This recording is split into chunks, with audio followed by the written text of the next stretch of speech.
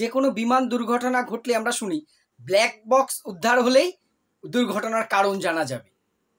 আসলে black box কি? এটা কি আসলেই কোনো কালো বাক্স না অন্য কিছু? কেন এটা এত গুরুত্বপূর্ণ? এই ব্ল্যাক বক্সে এমন কি থাকে যা বিমান দুর্ঘটনায় ধ্বংস হয়ে গেল ব্ল্যাক বক্স অক্ষত থাকে কিভাবে? এর মধ্যে কিভাবে তথ্য সংগ্রহ থাকে যা দেখে কারণ জানা যায়? আজকের ভিডিওটাতে এই ব্ল্যাক বক্সের রহস্যটাই উন্মোচন করবার চেষ্টা করব। নমস্কার, আমি প্রাণ চক্রবর্তী। আমরা সচরাচর শুনি এই যে গত কালকেই খুব দুর্ভাগ্যজনক একটি বিমান দুর্ঘটনায় প্রায় 250 জনের মতো বিমান যাত্রীর মৃত্যু হয়েছে আমাদের গুজরাটের আহমেদাবাদে, এয়ার ইন্ডিয়ার বিমান। এরকম অনেক সময় দেখা যায় যাত্রীবাহী বিমান বিভিন্ন জায়গায় যান্ত্রিক ত্রুটি হোক বা অন্য কোনো কারণে দুর্ঘটনা ঘটে, তখনই সামনে উঠে আসে যে বিমানের ব্ল্যাক বক্সটা যখনই উদ্ধার হবে আসল কারণ জানা যাবে। এবং আসলেই তাই, এই ব্ল্যাক বক্স উদ্ধার হলেই সেটার থেকে সমস্ত তথ্য পাওয়া যায়। এই ব্ল্যাক বক্স আসল হচ্ছে বিমানের একটি গুরুত্বপূর্ণ যন্ত্র, একটি 7 থেকে 10 কেজি ওজনের একটি বাক্স। প্রথমেই বলি, নামে ব্ল্যাক বক্স হলেও এটা কিন্তু ব্ল্যাক মানে কালো রঙের নয়, এটা উজ্জ্বল কমলা রঙের সাধারণত দেখতে হয় একটি বাক্স। আমি স্ক্রিনে তার ছবি দিচ্ছি, আপনারা দেখতে পাচ্ছেন উজ্জ্বল কমলা রঙের হয় সাধারণত ব্ল্যাক বক্স, 7 থেকে 10 কেজি ওজনের।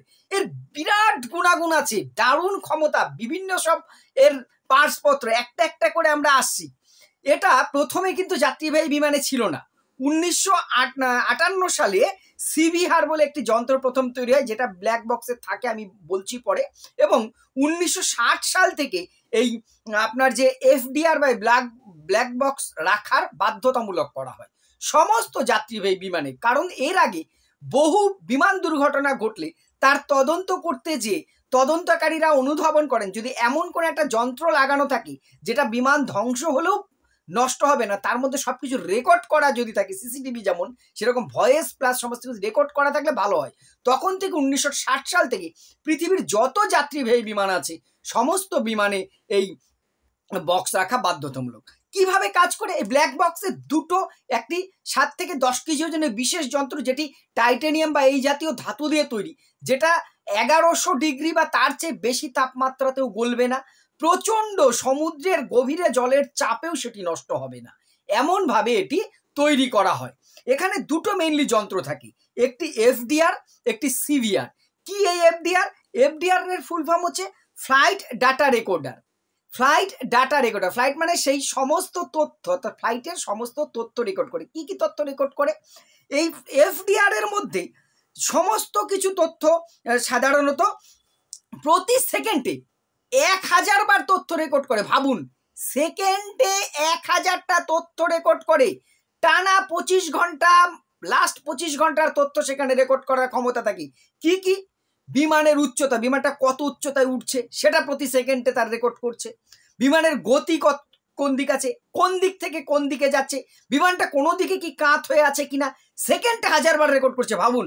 তারপরে ইঞ্জিনের অবস্থা কি, পাইলটের ইনপুট কি আছে, পাইলট ঠিক মতন করছে কিনা, তারপরে ইঞ্জিনের জ্বালানি কতটা আছে, কতক্ষণ চলতে পারে, কি পরিমাণ মাইলেজ দিচ্ছে সেটা, বিমানের অবস্থান জিপিএস ট্র্যাক করে এই মুহূর্তে কোন অক্ষাংশে আছে, কোন দেশের ওপরে কোথায় আছে তা, বিমানে বায়ুর চাপ কতটা, সবকিছু সেকেন্ডে 1000 বার। ভাবুন, এই এফডিআর এর কাজ সমস্ত তথ্য রেকর্ড করে রাখছে।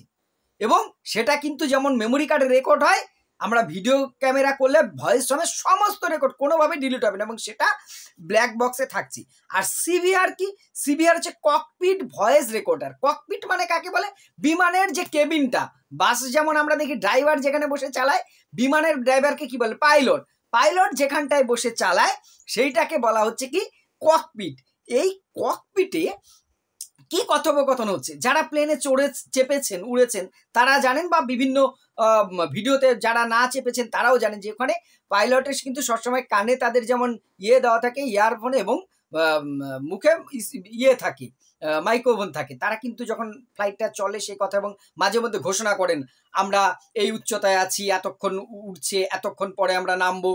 এবং কো পাইলট, সহকারী পাইলট যিনি থাকে, তাদের মধ্যে কথোপকথন কি হচ্ছে সারাক্ষণ সব হচ্ছে আপনার এই সিভিআর রেকর্ড করে রাখে। অর্থাৎ প্লেনে সারাক্ষণ পাইলট কি কথা বলছেন, এটিসি কে এয়ার ট্রাফিক কন্ট্রোলে কোনো নির্দেশ পাঠিয়েছিলেন কিনা যে কোনো সমস্যা হচ্ছে, আমার এই সমস্যা, সেগুলো সব রেকর্ড থাকছে তাদের কথোপকথন। সব কোথায় রেকর্ড হচ্ছে? ওই সিভিআর মানেই হচ্ছে ব্ল্যাক বক্সের দুটো পার্ট, একটা বললাম এফডিআর, একটা সিভিআর। এখানে সমস্ত তথ্য কিন্তু পাইলটের কথোপকথন এবং ক্রু মেম্বারদের কথোপকথন সেখানে রেকর্ড থাকছে, সমস্ত তথ্য পাওয়া যাবে অ্যাক্সিডেন্ট ঘটলে। এবার কিভাবে পাওয়া যায় সেটা পরে আসছি। এবার ব্ল্যাক বক্সটা থাকে কোথায়? ব্ল্যাক বক্স সাধারণত পাইলটের কাছে থাকে না, থাকে পেছনের দিকে, প্লেনের যে পেছনটা, লেজের মতন যে অংশটা সরু, সেখানে। কেন এখানে থাকে? এরও কারণ আছে। সাধারণত দুর্ঘটনা ঘটলে দেখবেন প্লেনের সামনের অংশ নষ্ট হয়, পেছনের অংশটা কিছুটা বেঁচে থাকে, যাতে ব্ল্যাক বক্সটা কম ক্ষতিগ্রস্ত হয়। এই জন্য ব্ল্যাক বক্স সবসময় প্লেনের পেছনের দিকে লাগানো থাকে। এইবার আরেকটা যেটা ব্যাপার, যে কিভাবে এটা কাজ করে, অবিরাম রেকর্ড হতে থাকে, যেটা বললাম হাজারবার বেশি সেকেন্ডে সমস্ত কিছু রেকর্ড থাকে। ডিজিটালি এটা সংরক্ষণ থাকে, সমস্ত তথ্য পাই টু পাই, কথা এবং যা যা হচ্ছে অবস্থা সব রেকর্ড করা থাকে, এবং দুর্ঘটনার পরেও সমস্ত তথ্য অক্ষত থাকে।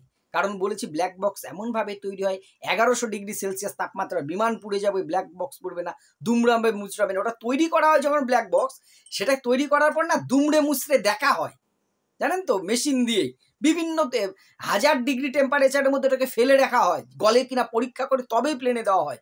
ফলে এগুলো করা হয়। এটি আর গভীর চাপেও এটা কিন্তু নষ্ট হবে না, সমুদ্রের তলায় গেলেও নষ্ট হবে না। আর কি করে বলুন তো? এটার আরেকটা বৈশিষ্ট্য, ধরুন প্লেন একটা দুর্ভাগ্যবশত দুর্ঘটনা ঘটে গেল, তখন এটা খুঁজে বের করে, দেখো সমুদ্রের মধ্যে ভেঙে পড়লো, জলের তলায় গেলে নষ্ট হয়ে যাবে না, জলের চাপে এবং জলেও এটা নষ্ট হবে না। এর মধ্যে একটা বিশেষ ডিভাইস থাকে, আন্ডার ওয়াটার লোকেটর বিকন বা ইউএলবি লাগানো থাকে। এটা কি করে?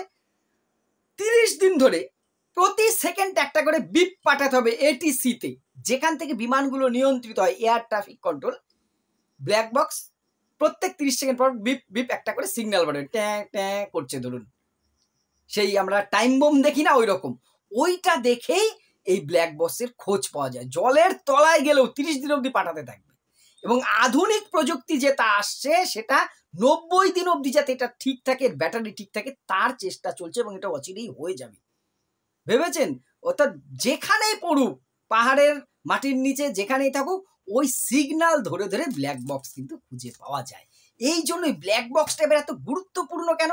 প্রথমত, যখনই এবার ব্ল্যাক বক্সটা উদ্ধার হলো, আগেই বললাম এর এফডিআর এবং সিভিআর এর সব তথ্য রয়েছে, দেখা যায় যে পাইলট কোনো সিগন্যাল পাঠিয়েছিল কিনা, ইঞ্জিনের অবস্থা ঠিক ছিল কিনা, তেল ছিল কিনা, যান্ত্রিক গোলযোগ ছিল কিনা, চাপ ছিল কিনা, হেলে গিয়েছিল কিনা, সমস্ত তথ্য ওইটা অ্যানালাইসিস করে এক্সপার্টরা পেয়ে যায়, তার কারণটা বোঝা যায়। শুধু কারণ বুঝলে মানে সেখান থেকে সতর্ক হতে হয় যে এই সমস্যাগুলো আমাদের নতুন ভাবে ভেবে দেখতে হবে। আর প্রযুক্তির ত্রুটি ছিল কিনা সেটা জানা যায়, যে প্লেনের টেকনোলজির কোনো সমস্যা আছে কিনা সেটা জানা যায় কিন্তু ব্ল্যাক বক্স থেকে। এবং পাইলট ঠিক মতন নির্দেশ পালন করেছিল কিনা, পাইলটের কোনো গাফিলতি ছিল কিনা, কোনো সমস্যা হলে তিনি এয়ার ট্রাফিক লোকাল, ধরুন একটা ভারতীয় বিমান যাচ্ছে যে সেই কুয়েতের ওপর দিয়ে, যদি সেখানে গোলযোগ দেখা যায়, যেটা আন্তর্জাতিক নিয়ম, সে কুয়েতের এয়ার ট্রাফিক কন্ট্রোলকে কিন্তু সিগন্যাল দিয়ে যে কোনো বিমানবন্দরে নামার অনুমতি চাইতে পারে, এবং সাধারণত অনুমতি দেয়। পাইলট সেটা করেছিল কিনা, কতটা কি, সমস্ত তথ্য সেই ব্ল্যাক বক্সে রয়েছে, বা অন্য কোনো ত্রুটি ছিল কিনা, নাশকতা হয়েছে কিনা, সব তথ্য কিন্তু ব্ল্যাক বক্স থেকে পাওয়া যায়। এই জন্য বিমান দুর্ঘটনার পরে সবচেয়ে আগে যেটা খোঁজ হয় সেটা হচ্ছে ব্ল্যাক বক্স। এটা সত্যিই কিন্তু একটা মানে একটা জাদু বক্স, প্যান্ডোরা বক্সের মতন। আপনারা কি এই বিষয়ে আগে সচেতন ছিলেন বা জানতেন বিষয়টা? অন্য কোনো মতামত, অভিজ্ঞতা অবশ্যই কমেন্ট করে জানাবেন। ভিডিওটি ভালো লাগলে অন্যদের জানার জন্য শেয়ার করে পাশে থাকবেন। ধন্যবাদ।